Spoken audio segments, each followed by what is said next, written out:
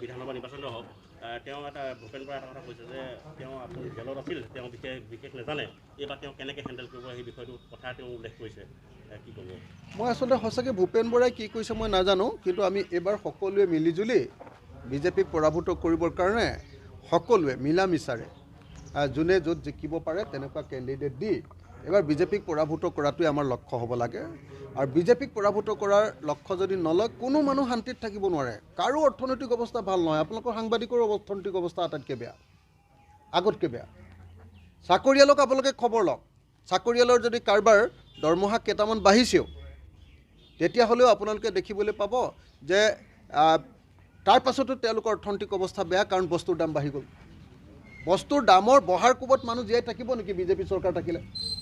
গতিকে বিজেপিক পৰাভূত কৰিবৰ কাৰণে সকলোৱে কাম কৰিব লাগে বেলেগ কথা চব বাদ দি ২৬ত বিজেপিক হৰুৱাব লাগিব তাৰ কাৰণে আমি সকলোৱে কাম কৰিব লাগিব মই আৰু এটা কথা কৈ দিওঁ এই CM-এ কিবা গৰু কি কয় এইটো হিন্দু বিৰোধী বুলি মোক কৈছে কালি অসমৰ মুখ্যমন্ত্ৰীয়ে ৰাইজৰ দলক আৰু ৰাইজৰ দলৰ সভাপতি অখিল গগৈ হিন্দু বিৰোধী বুলি কৈছে তেওঁ কৈছে যে অখিল গগৈয়ে বাংলাদেশত হিন্দু ইমান মানুহ মাৰিছে বাংলাদেশত হিন্দুৰ ওপৰত অত্যাচাৰ হৈছে কিন্তু অখিল গগৈয়ে মাত মতা নাই এতিয়া প্ৰব্লেমটো হ'ল যে হিমন্ত বিশ্ব শৰ্মা অসমৰ মানুহৰ মুখ্যমন্ত্ৰী নহয় হিমন্ত বিশ্ব শৰ্মা অকল হিন্দুৰ মুখ্যমন্ত্ৰী আমি আকৌ অসমৰ ৰাজনৈতিক দল হিচাপে অসমৰ হিন্দু মুছলমান খ্ৰীষ্টান জৈন বৌদ্ধ শিখ ইছাই যিমান ধৰ্মৰ মানুহ আছে সকলো জাতি ধৰ্ম বৰ্ণ ভাষাৰ মানুহ সকলো মানুহৰ আকৌ আমি প্ৰতিনিধি সেইকাৰণে আমি অকল হিন্দু হিন্দু বুলি কৈ নাথাকোঁ আমি সকলো অসমীয়া জাতিটোৰ কথা কওঁ হিমন্ত বিশ্ব শৰ্মা অসমীয়াৰ প্ৰতিনিধি নহয় অসমীয়া জাতিৰ প্ৰতিনিধি নহয় তেওঁ উত্তৰ প্ৰদেশ আৰু হাৰিয়ানাৰ নিচিনা যিবিলাক হিন্দু অকল হিন্দু হিন্দু কৰি থাকে গুজৰাট তেনেকুৱা ধৰণৰ হিন্দুত্ববাদীবিলাকৰ তেওঁ প্ৰতিনিধি সেইকাৰণে মই সেইকাৰণে কৈছিলোঁৱে কালিও কৈছোঁ মই এটা কথা যে হিমন্ত বিশ্ব শৰ্মাৰ চকুত মানে হেৰি হৈছে মানে এটা বেমাৰ হয় যে হালধীয়া পৰি যায় যে চকুটো কি বুলি কয়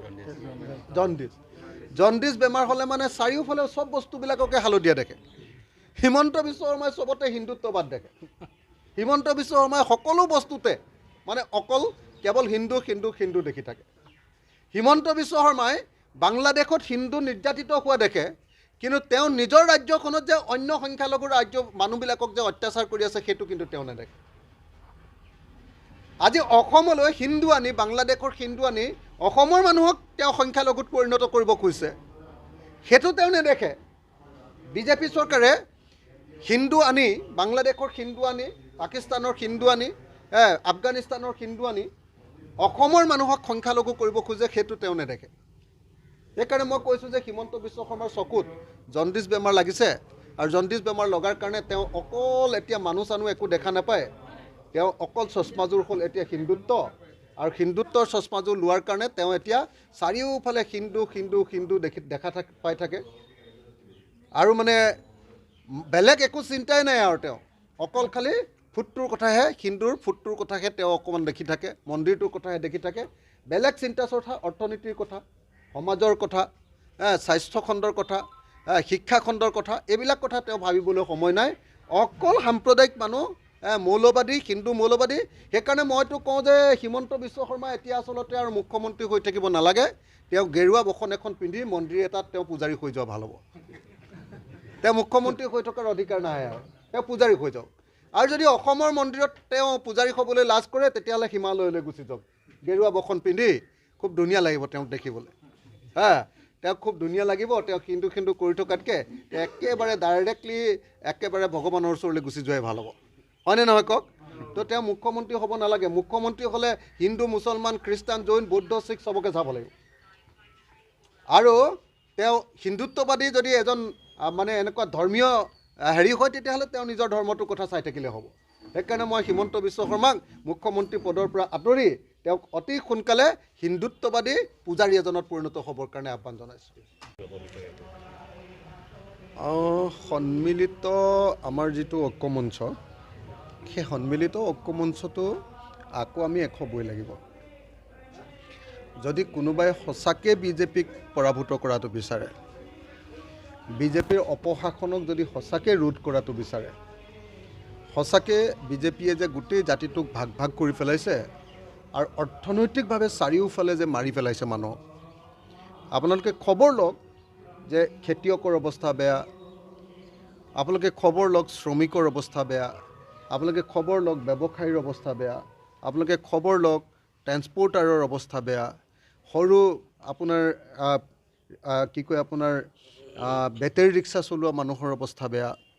মটৰ চাইকেল এখন চলাই এইখন চৰকাৰৰ দিনত ঘূৰিব নোৱাৰে, টকা 10,000 ফাইন ভৰাই দিয়ে, ট্ৰেক্টৰ চলাই মানুহ খাব নোৱাৰে, ট্ৰেক্টৰ চলালেও তাৰ 12,000 টকাৰ ফাইন লগায়। বাকীটো ডাঙৰ গাড়ী চলালে আমি যে গাড়ী লৈ আহোঁ, মই শিৱসাগৰলৈ আহি থাকোঁতে প্ৰত্যেকবাৰে 2,000 টকা এটা হ'লেও ফাইন ভৰোঁ। মানে ৰাস্তাই পদূলিয়ে চবফালে হিমন্ত বিশ্ব শৰ্মাই গোটেই মানুহক ফাইন কটাৰ কাৰণে ব্যৱস্থা কৰি থৈছে। তো হিমন্ত বিশ্ব শৰ্মা চৰকাৰৰ দিনত সঁচাকৈ মানুহৰ অৱস্থা খুব বেয়া, অত্যন্ত বেয়া। এতিয়া ৰিজাৰ্ভ বেংকৰ কালি ৰিপৰ্ট প্ৰকাশ পাইছে পৰহিৰ দিনটোত। ৰিজাৰ্ভ বেংকৰ ৰিপৰ্ট অনুসৰিও আমাৰ প্ৰভাৰ্টি ৰেট সাংঘাতিক বেয়া, আমি খুব দৰিদ্ৰতাৰ মাজত কটাইছোঁ, সেই কথাটো ইতিমধ্যে প্ৰকাশ পাইছে। গতিকে তেনেকুৱা পৰিস্থিতিত আপোনালোকে যদি চায়, আজিৰ দিনটোত অসমৰ মানুহৰ এবছৰীয়া ইনকাম গড় জনমূৰি আয় মাত্ৰ 1,35,000 টকা, 1,35,000 টকা। কিন্তু গোৱাৰ জনমূৰি আয় আজিৰ দিনটোত কিন্তু 31 মাৰ্চৰ 2024 গোৱাৰ জনমূৰি আয় 6,84,000 টকা, 6,84,000 টকা। আৰু ছিকিমৰ, আমাৰ ওচৰৰে ছিকিম, একোৱেই নাই, পাহাৰ আছে, তেওঁলোকৰ গড় জনমূৰি আয় আজিৰ দিনটোত 5,74,000 টকা। তো অৰ্থাৎ হিমন্ত বিশ্ব শৰ্মাৰ দিনত আমি মানুহৰ অৱস্থা অসমৰ খুব বেয়া হৈছে। চাৰিওফালে কেৱল সাম্প্ৰদায়িক নীতিৰে ৰাজ্যখন ধ্বংস কৰি পেলাইছে, মানুহৰ মাজত বিভাজন আনিছে, মানুহৰ অৰ্থনৈতিক অৱস্থা বেয়া, মানুহ শান্তিৰে জীয়াই থাকিব নোৱাৰে। এনেকুৱা পৰিস্থিতিত মই ভাবোঁ যে হিমন্ত বিশ্ব শৰ্মা চৰকাৰক, বিজেপিক যদি সঁচাকৈ প্ৰতিহত কৰাটো বিচাৰে, তেতিয়াহ'লে বেলেগ আৰু কোনেও ডাইলগ মাৰি লাভ নাই, আমাৰ বিৰোধী দলবিলাক একলগ হ'ব লাগিব। আৰু যদি একলগ নহয় তেতিয়াহ'লে জানিব লাগিব যে তেওঁলোক বিজেপিৰ এজেণ্ট। তেতিয়া বুজিব লাগিব যে বেলেগ অজুহাত যদি উলিয়াই থাকে কোনোবাই, একলগ নহয় যদি ভাগ ভাগ হৈ থাকে, তেতিয়াহ'লে বুজিব লাগিব যে তেওঁলোকে আচলতে বিজেপিৰ হৈ কাম কৰিব খুজিছে। গতিকে এই মুহূৰ্তত মই সকলো দলকে আকৌ এবাৰ কৈছোঁ, কংগ্ৰেছে আমাক নিশ্চয় আপোনালোকে জানে যে বিশ্বাসঘাতকতা কৰি আঁতৰি গৈছিলে, কিন্তু এই মুহূৰ্তত মই ভাবোঁ যে আকৌ এবাৰ সকলোৱে কথাবিলাক বিবেচনা কৰিব লাগে, সকলোৱে মিলি আমি বিজেপিক পৰাভূত কৰিবলৈ ঠিক কৰিব লাগে, ঐক্যবদ্ধ হ'ব লাগে, ঐক্য মঞ্চটো শক্তিশালী কৰিব লাগে, আৰু বেলেগ একো চাব নালাগে।